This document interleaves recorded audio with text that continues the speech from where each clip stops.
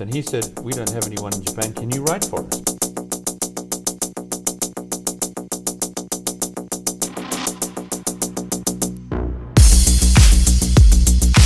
Peter, thank you for being here today. My pleasure. Listen, let's start off with, where were you born? I was born in Perth, Western Australia, which is like the Los Angeles of Australia. If you look at a map, the location of Perth is on the bottom left of Australia, Okay. which is where California is, Right. or Los Angeles. That's right. And because of that, it has exactly the same sort of climate as It's LA. on the same latitude. latitude. Yeah, Is that so right? It's quite warm all year round, Okay. very dry. So we get probably the most sunlight of nearly any city in Australia at least, and maybe the world, because it just very rarely rains. How old were you when you left? For the first time? 28. But you hadn't left before? I had left several times, yeah. go where? Well, actually, my father was he was an Air Force officer, and he was in Vietnam in 68, 69 as an officer working for the Australian Air Force, in conjunction with the American Air Force. Actually, he was working with them as well. That's something that just recently came up. Most people didn't know. When I say recent, the past couple of decades, because Australia was very quiet. And I have to apologize to everybody about my voice. It's just the weather's changing, or either I just reached puberty. Anyway, Anyway, and they were very quiet. But every war we've been in, Australia's been there with us. yes, as we've been but hearing no recently one knew from that. the Canadian Prime Minister That's and other right. people. Yeah, That's yeah, right. yeah. But my father was he was in Malaysia, in a place called Penang, which is an island off the west coast of Malaysia. The Australian Air Force had a base, an Air Force base there. He was based there for a year, and then he was in Vietnam for a year, working with the Australian Air Force and the American Air Force.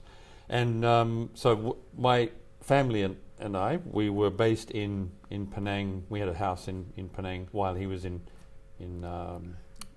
the war, in the war.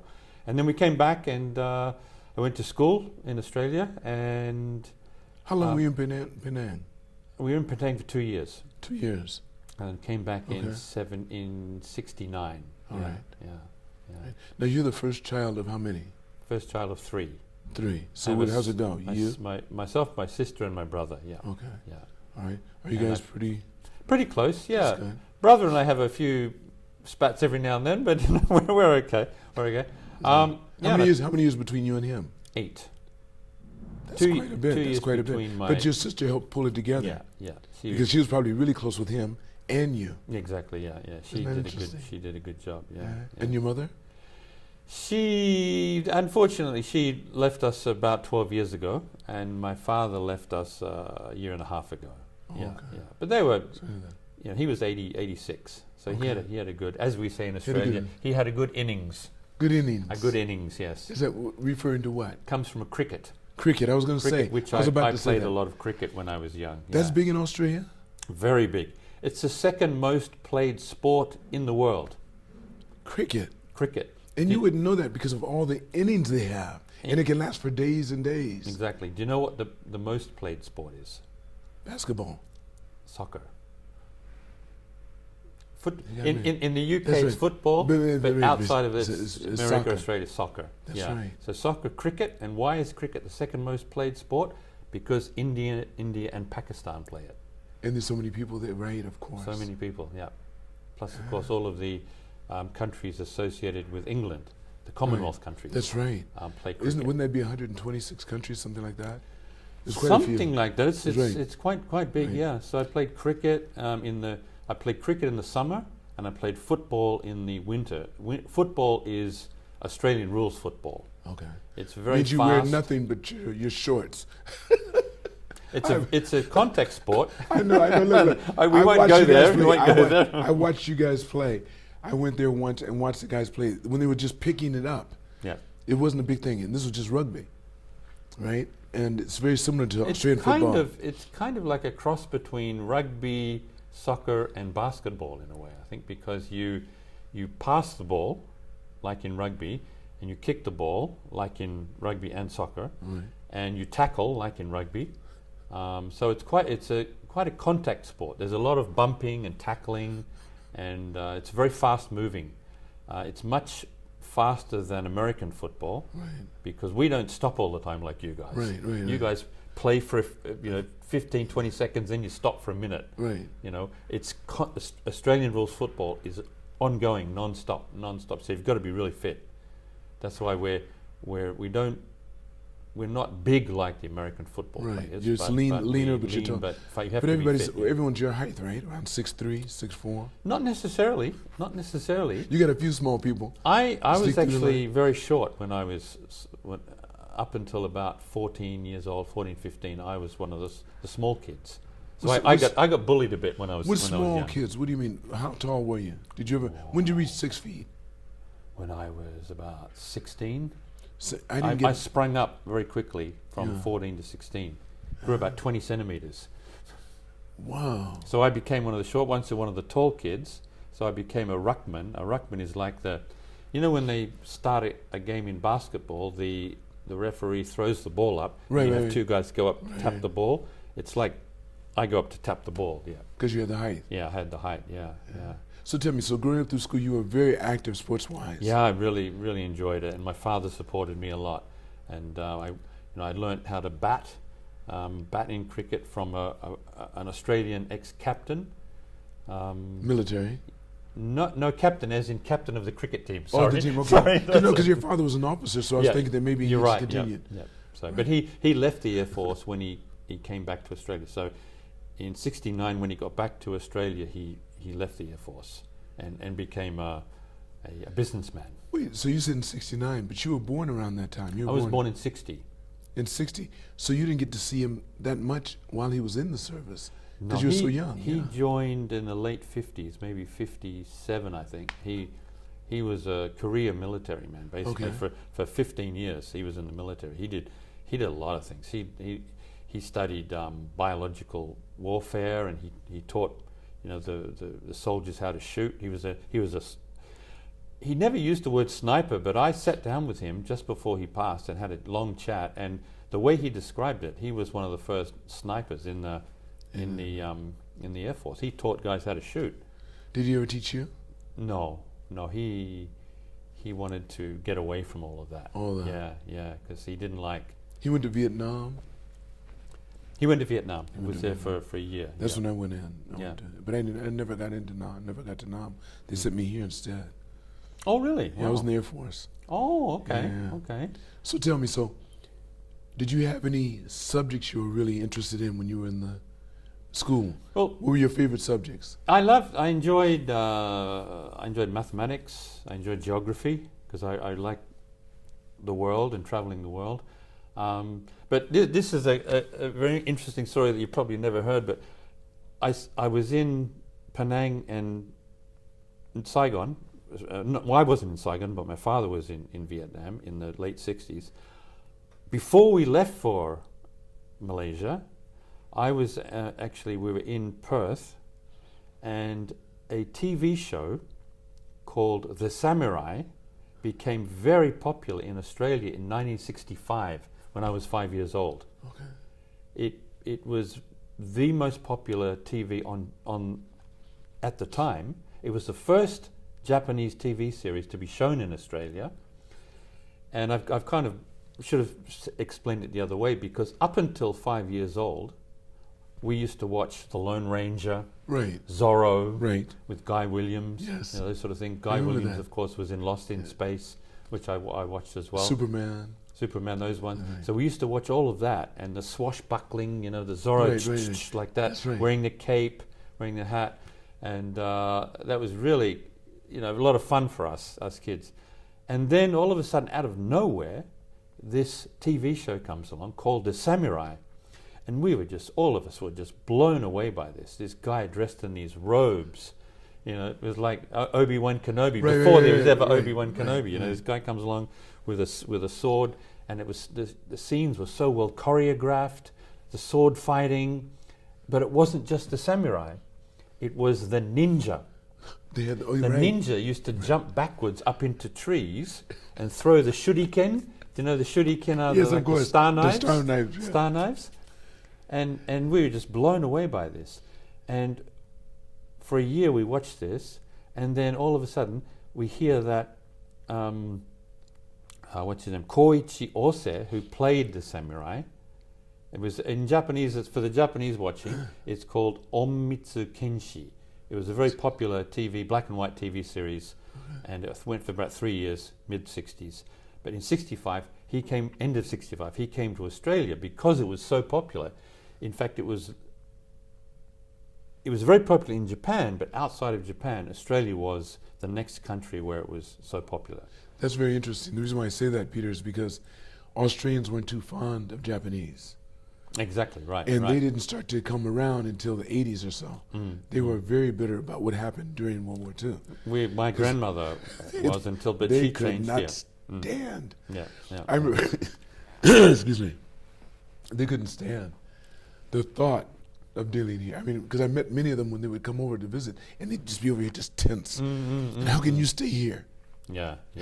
Because, and especially when the Japanese were buying up so much property in Australia. They It were. scared everyone. And I said, but can they change your rules? Can they take it with them? No. And the guy, I know. So I told a guy like that. He said, yeah, that's right. Yeah. I let them buy every single thing they wanted. If you have the control, can they? There's no way they can take it from you. You can change the rules whenever you want. Yeah. They have to pay the taxes you tell them they have to pay.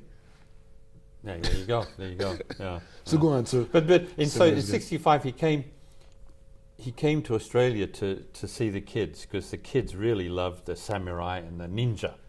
And in 1964, the Beatles came to Melbourne to do a concert. At the airport, when they got to Melbourne Airport, 5,000 screaming fans were at Melbourne Airport to meet the Beatles in 1964. 1 year later, Onmitsu Kenshi, the samurai, Koichi Ose, came to Australia, arrived at Melbourne Airport 1 year later, 7,000 kids at the airport to meet him, all dressed as ninja. my goodness. And they were all dressed as ninja, but of course back then, there were no ninja outfits. Right. You couldn't buy a ninja made outfit it in all a their store. own, yeah. So they were all handmade. Wow. All the kids handmade their masks. And Were you one of them? Yeah, but I wasn't. I was on the other side of the country. I was in Melbourne. I was in Perth. Melbourne is 4,000 kilometres away, so I couldn't get there, unfortunately. But I saw it on TV, and I thought, wow, this is amazing. And it was just, and from that time on, I was really intrigued with Japan, because of this 65 samurai, on. the ninja, Right. the shuriken, the star knives, the way they would jump backwards up into trees, and they would run and disappear, and we used to play these games. We'd get dressed up and disappear and these sort of things. And then I took on for 5, 6, and then I came back to Australia and started learning Japanese in high school, actually, when That's I was right. 14 years old. There was a big push. That's something I have to say is when I came here in '74, I remember the Japanese saying, and everyone else saying, this language is very difficult. There's no way you're going to get it. Japanese were very forgiving. They didn't expect you to ever be able to speak it because it's so difficult. Then I watched this special, it was probably in the early 80s, little blonde-haired girl from Australia in a Japanese contest, blew everybody away. And from that moment on, everyone said it can't be that difficult. So blonde-haired girl from Australia. Yeah, well, and exactly. Everyone started speaking right away. It seemed like everyone was picking it up right away. Well, the good thing was that the reason that it became so popular is because we have a very strong trade relationship with Japan. We sell basically everything we dig out of the ground. That's whether right, to Japan. It's bauxite, natural gas, wool, wheat. We sell all of these things to gold. We have uranium. We have all of these sort of things that we sell to Japan. And Japan wants it, eats it up. Japan they were in their bubble. Yeah, exactly. And they had plenty of money, and they were just spending. That's why they were could. sending Japanese language teachers to they Australia. Had everything. And so I started Sure. learning it when I was late 14, 15. And then I just kept learning through high school, went to university, studied Japanese at university. While I was at university, I won 2 speech contests, Japanese language speech contests. Because my teachers, my lecturers, were so good at their teaching, the lecturing, they knew how to teach Japanese. Because you were learning the language, but you were learning the language through the culture. They would talk about Japanese food, Japanese kimono, Japanese music, the shakuhachi and the shamisen. They'd talk about Japanese sport. Of course, baseball was big that then. Well, it's actually American sport, but it's Japanese as well. Right. But that's why there's so many Australians over here. But they're very quiet about being here. Gregory Clark. I know him. Yeah. Same thing. Yeah. He's a lecturer around Japan. Yes. His Japanese is, and then we have a few Americans over here that are on TV. But that's not where the real drive is. You have to be out there among the people. It's That's a little right. bit different. Yeah. Greg Clark's one of them. So I went through to university, studied at university, and then in the mid '80s, the bubble economy came along. So Japanese companies had a lot of money, and they were sending media groups to Australia to film TV shows, movies, magazine shoots, all those sort of things. And so I used my Japanese to work as a coordinator and consultant. But you had never been here. I came in '79. I was at first year university, and I really wanted to go to Japan. So this is first year university. So I remember penpals. Yes. Does everyone know what a penpal is? Pen pal, right. So you had a Japanese pen pal? Many. Starting from what grade? From late teens, so about 17, 18. So you're doing this in katakana, hiragana? Right, but in Japanese, you'd write. That was pretty basic back then. Right. But when I learnt at university, we learnt advanced Japanese, and I was writing a lot. So I had pen pals all over the country.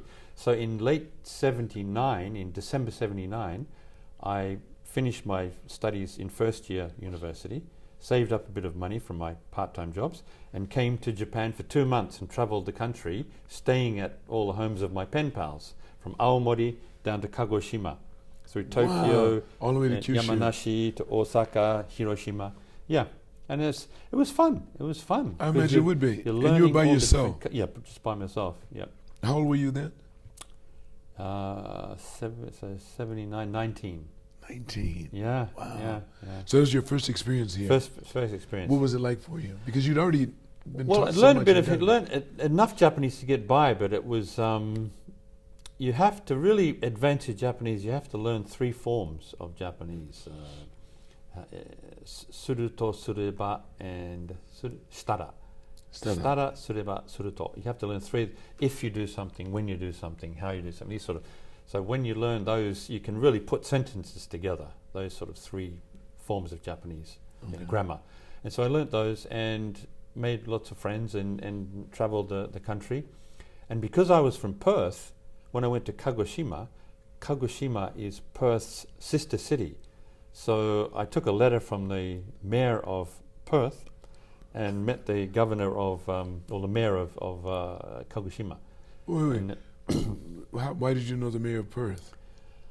Through school, through university. So we'd met, and I got a letter and just took that along and just said hi from the mayor of Perth. Given that they were I think the sister city relationship had just started, so they wanted to, and I was going there, so they said take this letter and just say hi for us, and in Kagoshima they had Perth Park, I think, and in Perth we had a Kagoshima Road. So it was great. It was a great times back then. In first year university we had only 8 people studying Japanese. By the time I left, there were more than 50. My goodness. Because it just kept snowballing. People saw that, it was worth learning Japanese because of the relationship with Japan. And I always thought I'd get into trade, but I suppose I wasn't a real economics major, so I ended up on the arts side, and I studied politics at university in Japanese, and then I worked as a media coordinator. Politics in Japan? Politics in Australia. So I did a double major at my Australian university, major in politics and Japanese. Okay. So I did that, and then, as I said, in the mid to late '80s, I worked as a coordinator and consultant for Japanese media crews. So I work with, for people that know the names, Matsuda Seiko, who's a big singer here, Nakai Kichi, who is an actor, Sakai Wakako, who is an actress, a lot of people. Mike Maki, who's a singer and an actor. They came through. I actually caught up with him last year. He's in his late 70s now. But they all came through, and I worked with them and did photo shoots. I organized the photo shoots for them. Because back then you could just go anywhere and do anything, and nobody would ask any questions. As long as you had money. As long as you had money. A little bit of money, yeah. Money, $50 bucks, yeah, $100 That's bucks right, there. right, Just can we borrow this location for an hour? No. Yeah. Oh yeah, go ahead, sure. Now they want. How long are you going to use This it is for? how much money, right? $300, $500, yeah, Right, this sort exactly. of thing. So it's all. But back then you could just do anything That's you want. true. It was great times. Then in '88, I was working as a coordinator, and a guy from Recruit, a big publishing company here, came to do a shoot for housing, looking at Australian housing and cars. And he said, at the end of the shoot, he said, "Why don't you come to Japan? I've got a car magazine. You can write for my car magazine." But why did he ask you to write for it? Had you been doing journalism in Australia? No, I hadn't actually. You hadn't done that at all, right? No, I hadn't. So why do you... Because I was very interested in cars, and Okay. I had a bit of knowledge about cars, and I'd done a bit of rallying and those sort of things. Had you ever worked on the engines? A little bit. Okay. Did a bit of.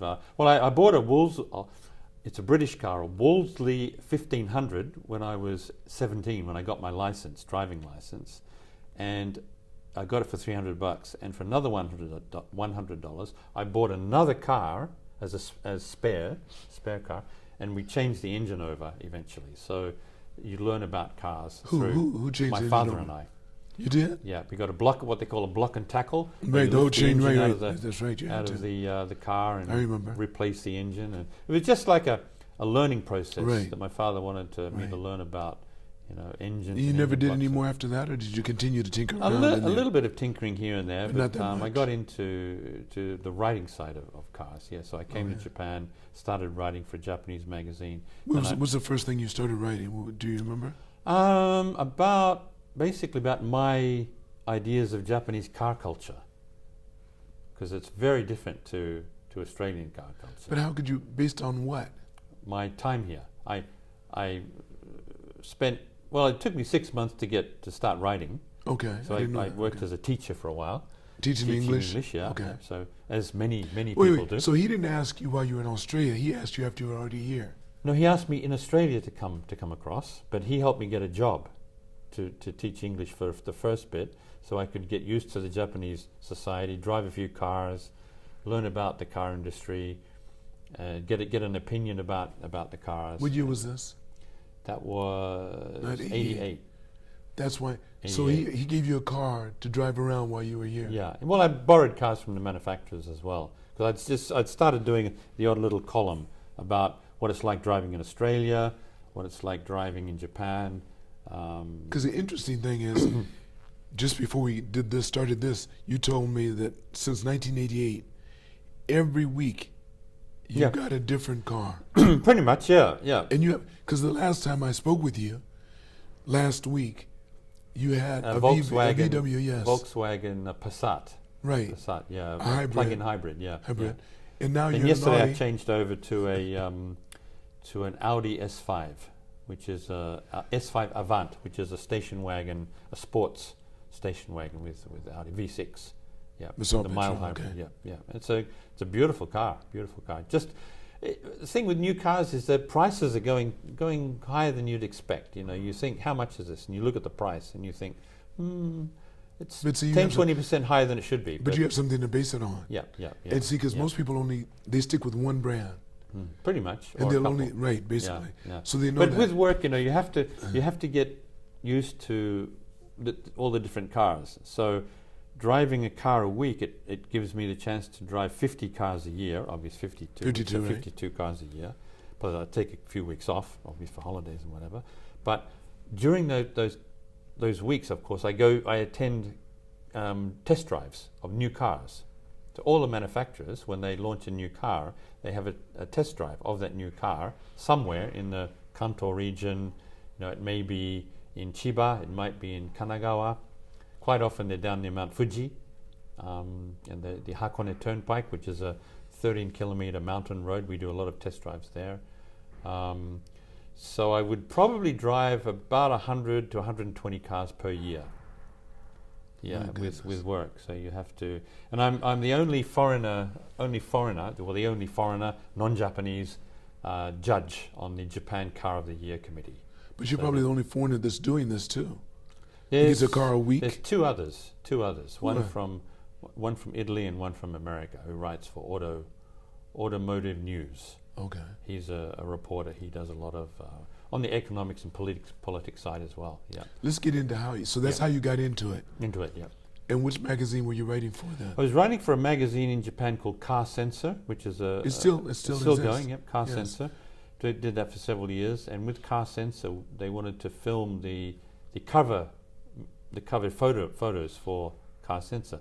So I took them to Australia, and they shot 1 year's worth of car covers, like Austin Healey's, MGs, Jaguars, Rolls Royces, Alfa Romeos, Fiats, all these sort of cars, because they loved foreign cars, and also the odd Toyota, the odd Toyota Corolla and those sort of things. So we did that, and then I met the Australian editor of Motor Magazine there, and he said, "We don't have anyone in Japan. Can you write for us?" Because that was the bubble era, and all these wonderful cars were coming out. I actually started in '88, and in '89, I call it the golden era of the Japanese car industry.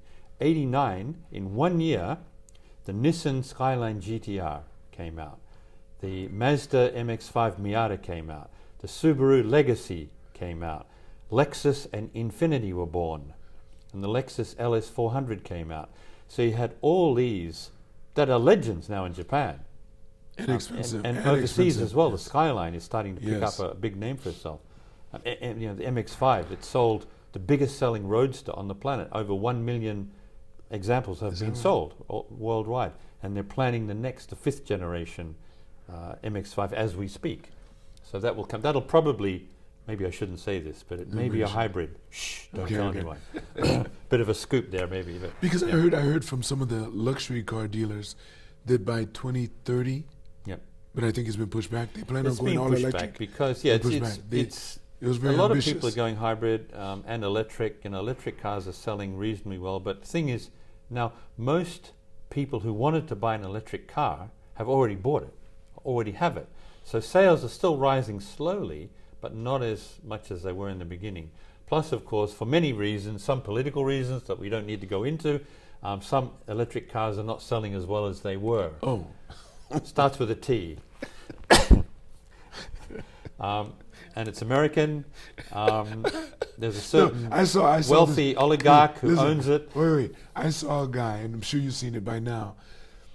There was a guy in a car, and he sees one of the trucks, and on the back it had Toyota. Yeah, exactly. That's right. Yeah, it's called a Cybertruck, right. And it didn't have the T name on the back. It had Toyota. Yeah, or one guy had a Model 3, I think. Okay. A Model 3, Tesla Model 3, right. And he didn't want to be seen as driving a Tesla, so he took the name off and put Audi A5 on the back. He put an Audi badge, the 4 rings. Have you had a chance to drive one of those? Yes. Oh, so you've done that as well. Great car. I've driven all the Teslas as well, except the Cybertruck because we don't get it here. But the Teslas are great, very well built. Nissan has a lot of good electric cars. They have pretty much more than any other Japanese manufacturer. And they're really good. They have the bigger ones. The Aria, the Leaf. Aria is so good. Yeah, it's a good car. And the interior is really plush. Yeah. I was so surprised. And in Japan, a lot of taxi drivers are using them as I've noticed Aria taxis. Yeah, that is not just Aria, but they've been using also the Leaf. The Leaf as well. Yeah. I've been seeing that. And of course, you have the small one, the Sakura. The Sakura. It has a beautiful TV, but it's a mini car. But the mini cars they've really come into stride. That's kind of where a lot of people will enter the electric car market. They will want to try out an electric car. Can I handle an EV? What does it mean to own an EV? Can I handle infrastructure? Do I mind charging it every day? Right. Those sort of things. So these are the hurdles you have to get over Right. if you're going to own an EV. But EVs are coming along.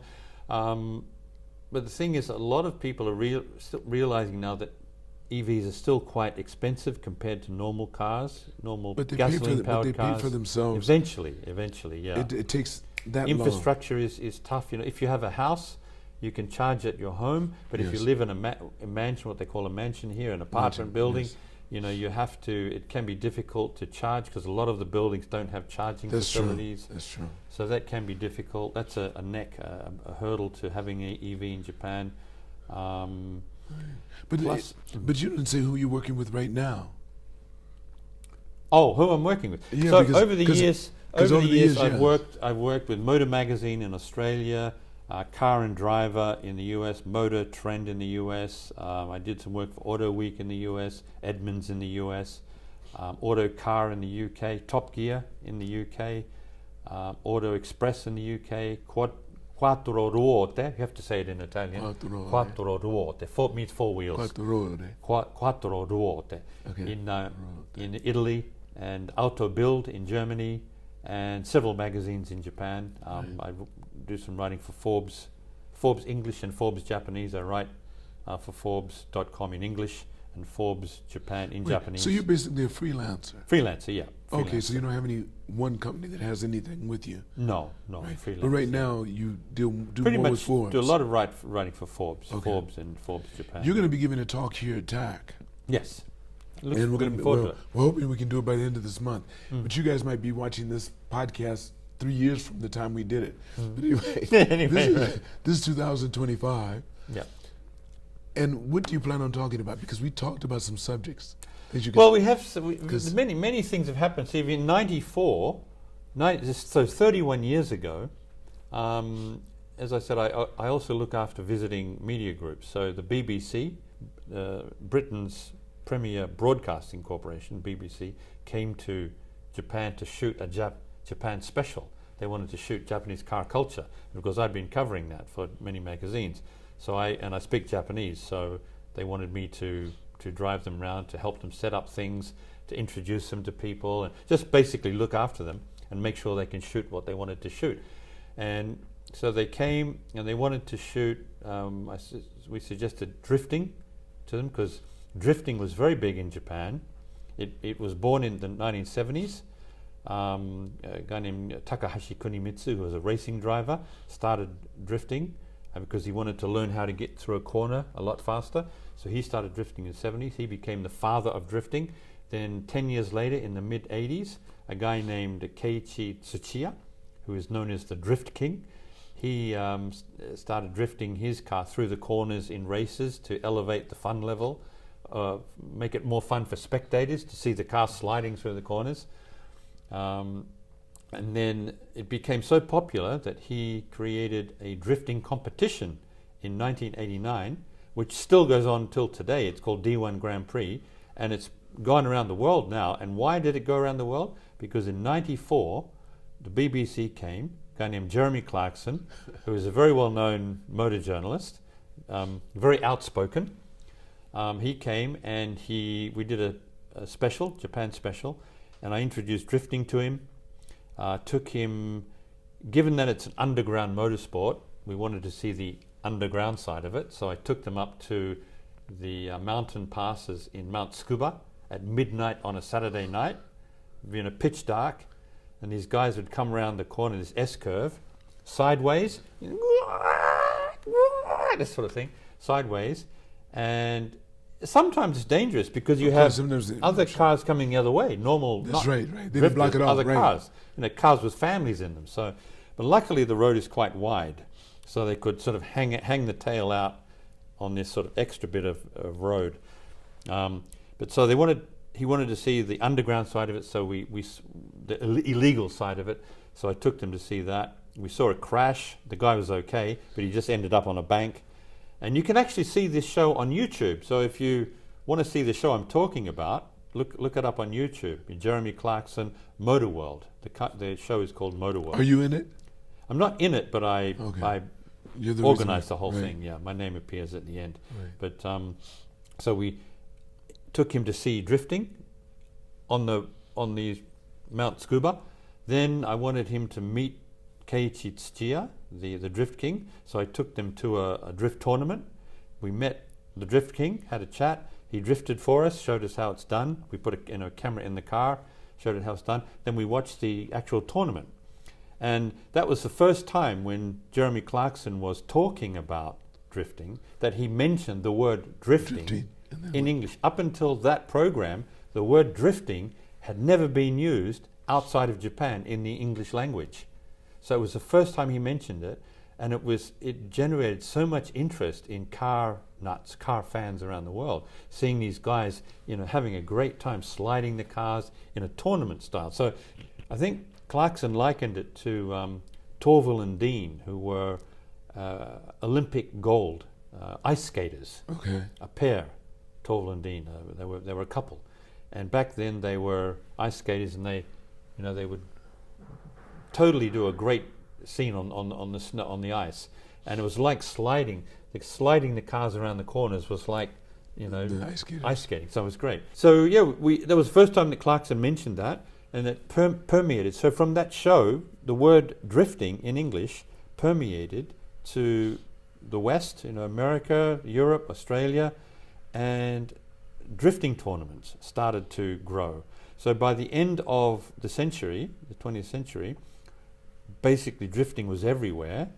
We had drifting, even in Australia we had drifting tournaments. Well, they had that drifting, the movie Fast and Furious. Well, that came along in 2001. That's right. Yes. 1 year after the end of the century, of course, 2001, Fast and Furious came along with drifting. All the Japanese cars, the RX-7, they did it in Sylvia, Shibuya. I think they the shot in GTR. Shibuya. Yeah. How did they? Do you know how they got that permission to shoot that? Or You did can they do it shut down illegally? certain roads, but the scene where they drift through the Right. The big crossing. Shibuya crossing, Yes. that's AI. That's They didn't really do that. that's it's not real. It's AI. Computer, So what do yeah. we call it? What do they call it? No, CGI. CGI. Yeah. Computer yeah. generated. Computer generated image, yeah. yes. Because there's no way you can do that. There's no way. I didn't know that. So they didn't really shut down the streets. No, at night. it's very well done. It's done It from is. it. But you see them slide through this intersection because Right.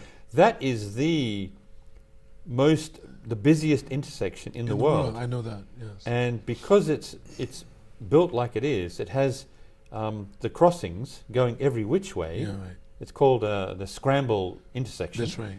And now there's a scramble building behind it. A scramble A building. big, But huge building. because it's such an interesting concept, there are not many countries that have a scramble intersection where That's right. You can when go the anywhere. lights go green for pedestrians, you can go wherever you want, Everywhere, right. any direction you want. They actually built an intersection in Oxford, I think Oxford Crossing in London, based on the Shibuya scramble. intersection. Yeah, so on this intersection in Oxford, you can cross any which way as well. Have you been to it? Yes, and you Yeah. can. It's great. It's fun. But they based it on Japan. Yeah. So, Japanese car culture has come along, and so we have drifting. Then in '97, I did a lot of stories on these. '97, two very big Japanese car culture phenomena happened. Of course, you had hybrids. Right. Toyota launched the Prius hybrid, the first ever production mass-produced hybrid. From that year on, then after that, so 28 years ago now. Then after that, of course, Toyota started, so you look at the Toyota lineup now, and they have 70 different cars in their lineup, and about 90% of them are hybrid, or plug-in hybrid, or electric now. So there's only about 4 or 5 cars that still have Petrol gasoline-only engines and manual gear shifts. I think there's only about 4. I thought they stopped that. I thought they stopped that. There's no. The GR Yaris has a manual, 6-speed manual. The GR Supra, the GR Corolla. So these cars still have manual gearboxes and gasoline-powered engines, no hybrids. So, but back to hybrids, then all of the manufacturers around the world started to say, so we can save emissions by using hybrids, and you can get better fuel economy. So every manufacturer now is making a hybrid. Hybrid, right. Yeah. So '97 you had the Prius come along, the hybrid come along, and that changed the world of cars. And in '97, you also had the biggest selling driving game, Which Gran is? Turismo. Oh, yes. They called it a simulator driving game. Right. Driving simulator. Well, they actually put the cars and everything in there. I mean, they give you a miniature. Yeah, it's looks very like realistic. Formula now. One. Formula One is Looks like in Formula there One. now. I think they have Formula cars in there. Right, I saw. All the sports cars. Growing up everything, through yeah. from '97, you know, I think we're into version 7 now, GT7 now, 7 different versions. Do you still play it? Yeah, I still play it. Yeah, I've done a lot of racing actually. From about 2000 for 25 years, I raced in Japan, motor racing, car racing. Okay. Raced at Scuba Circuit. We did a yearly race, Mazda MX-5, a media race. Every year I'd put a team together, a team of 4 drivers. We'd race for 4 hours. I came twice, 2 times, just missed out on winning once. It's a very difficult race because you have a restricted gasoline amount, so the fuel is restricted. So you can't go flat out. You have to drive at about 93, 94%. But what about your height? Wasn't that an The issue? original, the ND, which is the original MX-5, was quite small, quite compact.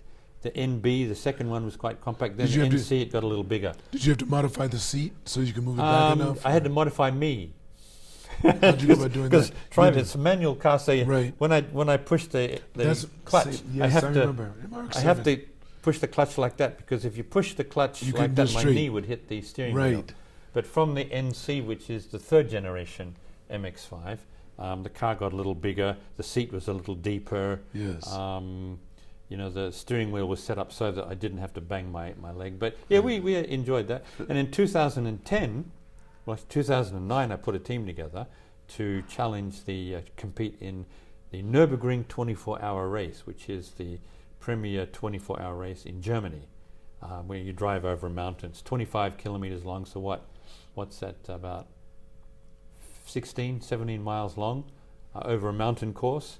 And it's the most grueling racetrack on the planet. There's like 170 corners. Really? And there's I think there's about 7 or 8 blind corners. So you don't know what's over the crest of the corner. But I learnt that course on Gran Turismo. On Gran Turismo, because they have the exact game. On Gran Turismo. So I did 100 laps of Nürburgring on Gran Turismo. You learn the track, so you know exactly what's happening. So if you're on the gas, you just tap the brake to wipe off a bit of speed, go over the crest, just catch the apex, get back on this side. So you know exactly what's happening. And you know where to brake. Your body just knows. It sees the corner. It knows, I've got to brake here, I've got to brake this much, not too much, because you wipe off too much speed, because you have to maximize your cornering speed to get good lap times. So I did 100 laps in the game. Then you go to the real track and you're able to drive at about 95% of your potential on the first lap, because you know the track, you know the car. What you're battling with are the G-forces in the corners, because some corners you're going into at 200 kilometers an hour. Yeah, so that was fun. So yeah, that was fun. We had a good time there. What's the fastest you've been in a car? 302. What was it? That was on Fuji Speedway in a Lamborghini. I was going to say Huracan GTO, I think it was called. Yeah. My goodness. What are the top 3 cars in all the time you've been driving? Top 3 cars. That's a difficult one. In terms of design and fun to drive, I'd have to go for the Jaguar E-Type.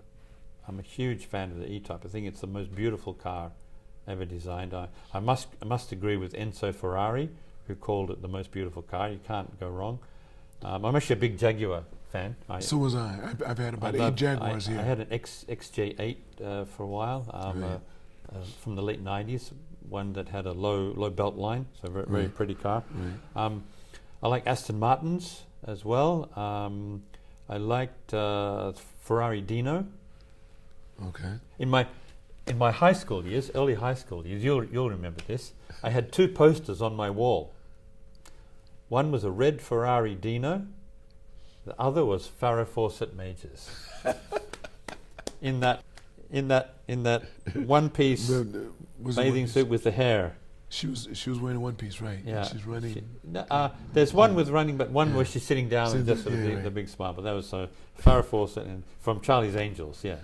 But, but I watched a lot of car movies. In fact, next week we have a big event at the Makuhari Messe complex in Chiba called the Automobile Council.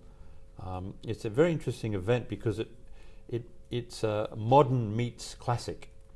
So you've got the latest cars, so the new Mazdas, the new Toyotas will be there.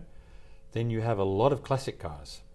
A lot of owners of classic cars bring their cars to display. Some are on sale, so you can actually buy some.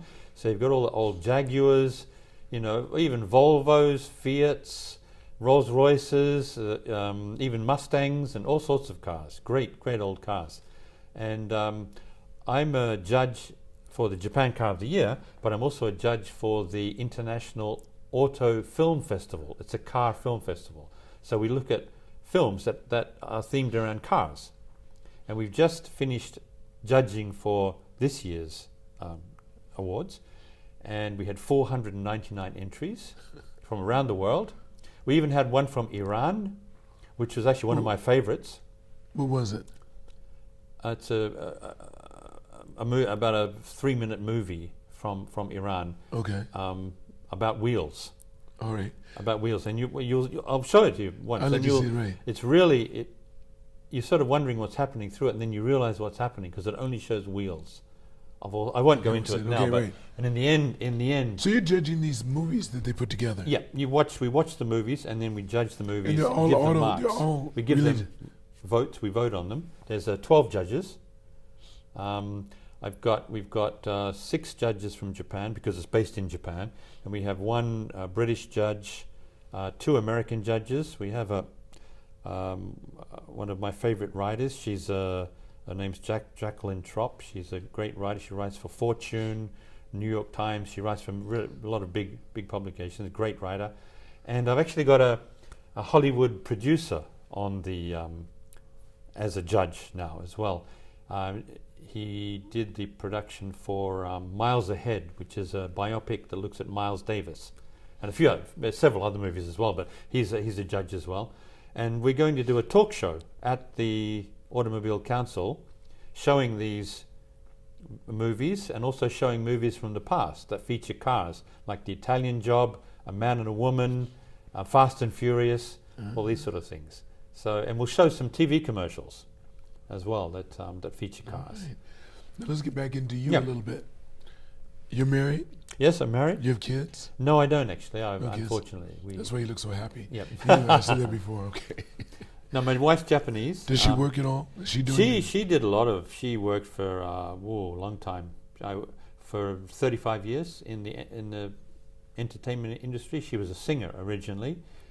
She launched 2 records back 40 years ago that actually were digitalized recently and re-released as CDs last year, 1 year ago. So people will know her. Japanese people will know her, right? Some do. She didn't have a big name, but her name's Mami Kikuchi. You can find her CDs. She didn't take your name? She did. But back then, right. she took my name, and she sang for a couple of years as a lead singer in a band, and did her own records. Then she taught singing for a long time. She sang in background vocals for some of the biggest names in Japan, like Pink Lady. People that know Japanese. Of course you would. Baseball, Pink Lady, UFO. Yep, UFO. They did UFO. Saijo Hideki, Sawada Kenji, Iwasaki Hiromi. Some of the really big names back then. We're talking about 30, 40 years ago. So she sang that. She also sang TV jingles, like Mr. Donuts. She sang Regain, which is like a health drink. She sang those songs and she did a lot of interpreting for visiting media, visiting stars. Like she translated the interview for Mick Jagger, for John Bon Jovi, and Mr. Bean. Mr. Bean. That was challenging because Mr. Bean, how do you interpret what Mr. Bean does? But yeah, that was fun for her. So she did that. And we met at Wow Wow, which was a a TV station that opened in '91. I was a commentator on Wow Wow's early morning program called Wow Wow Today, hosted by Kobayashi Katsuya, who you may know. Yes. He was he's still doing he's in his early 80s now. He's still America. doing He did America. Best Hit USA. Best Hit USA. Yeah. He was USA. Yeah. And he was the only guy that you knew in Japan that spoke English. Yeah, exactly. No. Yeah. And he's still working as a DJ. Is that right? On NAC 5. Yeah. Yeah. And so I worked with him, and then my wife was hosting her own show, her own sort of entertainment show. 30 minutes later. So while she was getting ready, hair and makeup, I was on a show for 90 minutes talking with a few other journalists. We had a guy from TAS news agency, a guy from Reuters, we had an American artist. So we had a bunch of people, Italian, French lady who was did her own radio show. So we had a bunch of people talking about their own countries in Japanese. Yeah. And Kobayashi was the ringleader. Ringleader, right. So that was a show we did for a year and a half. And I met my wife there, and the rest is history. We married, and we're celebrating our 30th wedding anniversary. My goodness, this year. Congratulations. Yeah. Thank you. That is beautiful. So what I'm going to talk about this time, the first time I think, is how Japanese cars changed the world. Right. Because some people may hear that and they think, how really? But when you look at it, Japanese cars have had such an influence, but not just Japanese cars, but Japanese car production. Right. How they make cars, like how Toyota makes cars. That's very efficient, very reliable. In the JD Power customer satisfaction surveys, Toyota and Lexus are always at the top. Right. So these sort of things are. I have an older brother, and I remember when he came up to our house in a Toyota, and we thought, because I grew up in the era when you would tease people if they had something made in Japan. You say, "Oh, that was made in Japan," like the little transistor radios and stuff. That's the 50s, 60s. Yeah, but he pulled up in the 70s in this Toyota, power windows, power brakes, power steering, and it cost him, I forget what it was, a couple of thousand. Then, nothing. In the 70s, 80s, those features started to appear in Japanese cars, and yet they were standard. Whereas in America, you had to pay. That was extra. Yeah. That's what made the difference. Yeah, exactly. He had all that, power windows, everything. But people still had manual windows. Yeah. Still had manual steering. You couldn't get that. Exactly. So when he had that, and he said he didn't pay that much for it. Yeah. And we were thinking, well, but it just. But the Japanese car industry was amazing, and it did so well in motorsport. Honda is supplying engines to certain manufacturers like Red Bull at the moment. And in fact, we're doing a talk on the Sunday morning of the Japanese Grand Prix.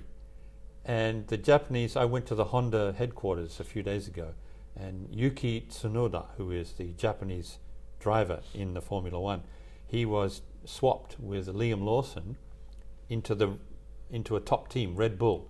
So now he's driving alongside Max Verstappen, world champion, and in practice yesterday, he did very well. He got very close to Max Verstappen's time driving the Red Bull. So the Japanese media are all over this. It's like Shohei Ohtani. He's like the Shohei Ohtani of the motor world right now in Japan. Right. Everyone's hoping that he's going to do well.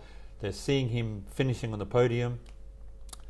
So I don't want to put too much pressure on Yuki right now, but we're hoping that he's going to do well. Fingers crossed for Yuki.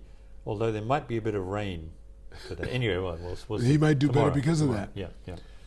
Peter, there's a question I like to ask everyone before the end.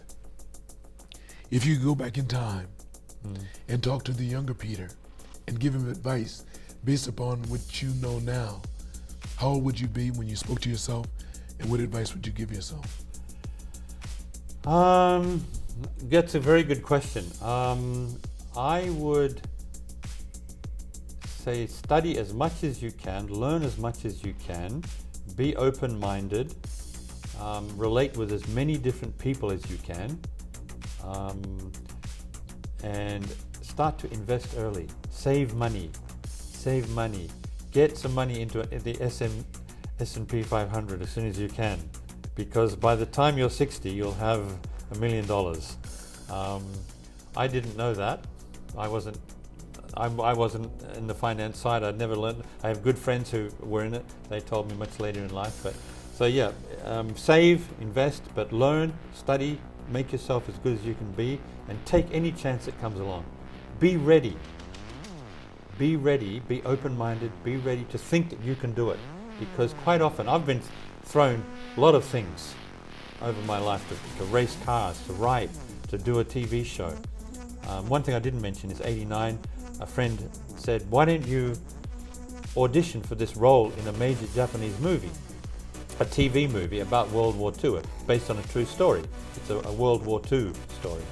And there was a very famous Japanese baseball player called Victor Starfin, who was a Giants pitcher in the 50s. They have a trophy, a statue of him in Aomori. He's a foreigner. A foreigner, a Russian. He's a Russian who grew up in Japan, and he was interned during the war as a Russian because he was a foreigner. But there was a movie about him playing baseball in Japan at that time, and I auditioned for Starfin, and I played Victor Starfin in this movie in '89. So you can probably see that on YouTube too. It's actually not on YouTube, unfortunately. It isn't? Not yet. No, I'm trying to see if they can get it on. But I played him, and I was a good cricket player. I was a good bowler, but I wasn't a pitcher, so I had to learn how to pitch. So that was fun, and we had to dress in period costume, the 1940s, 50s costume, and we managed to find a baseball ground that didn't have any buildings around it. It just had mountains, so it looked like we were playing in the 1950s. So it took us back in time. But yeah, I mean, so what I'm saying is that you never know what's going to happen in your life, but make yourself as good as you can be. Study hard, learn as much as you can, read, so that when something comes along, an opportunity comes along, be there to say, yes, I can do it. I'm going to try. Beautiful. And do your best. Do your best, and you will do well. Thank you so much. Thanks very Peter. much. It was fun. I want to thank all of you for watching. Never forget, it's all unknown, so continue to reach for the stars. Because you're too blessed to be stressed.